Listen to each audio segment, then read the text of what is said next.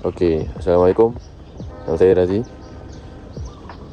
Hari ini 23 hari bulan 4 2026.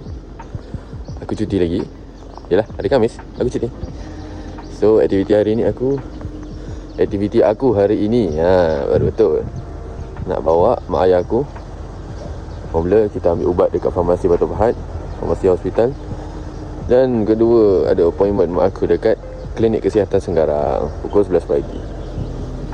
So pagi ni aku nak kena bawa mak ayah aku dulu. Kita pergi hospital Batu Pahat. Sorry lah kau tengok suasana ni agak terabu, tapi biasalah orang kampung. Begitu. Okay, jom sambung. Ya, aku dah sampai. Kan ni aku dah sampai hospital Sultanah Nora Ismail Batu Pahat. Macam biasa, aku parking luar. Aku drop mak ayah dekat kawasan sana, kawasan farmasi. Dan aku jalan kaki. Mengalah juga, tapi tak apa, sebab tak ada parking dalam.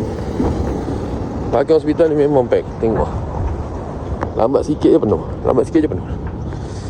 Macam kereta ayah aku Jet FM. Macam tu lah. So sekarang ni aku nak ke farmasi tu. Mak ayah aku dah tunggu sana. Ciao. Okey, gitu gini settle ambil ubat ayah aku. Ni ubatnya. Banyaklah juga, tapi tak macam mana. Orang tua. So ni aku nak ambil kereta.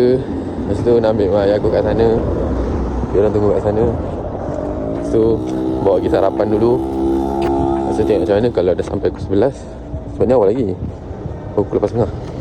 Lepas mak aku pukul 11. Nanti kan datang awal sangat dia tak layan. So tengok dia macam mana. Nanti kita sarapan dulu. Ciao. Sarapan dulu.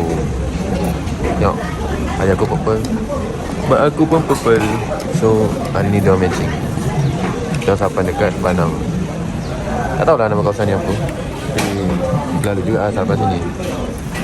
Roti telur, roti sardin, mi apa benda tu dengan ayam. So aku dah sarapan dulu. Okey, sekarang ni aku dah order balik. Baru lepas hantar mak, mak tak ada.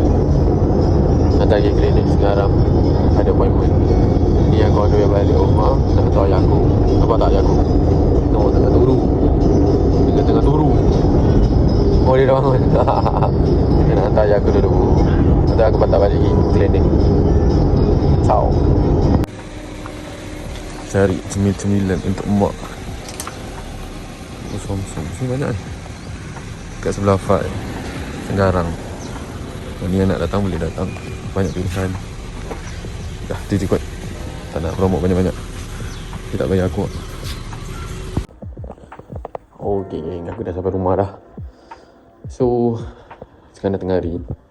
Mungkin aku rehat sekejap. Sebab kata mak petang ni nak keluar lagi, nak pergi belanja. So mungkin konten ni aku bagi dua lah. Part 1 pagi, video next part 2 petang. So nantikan. Stay tune. Assalamualaikum.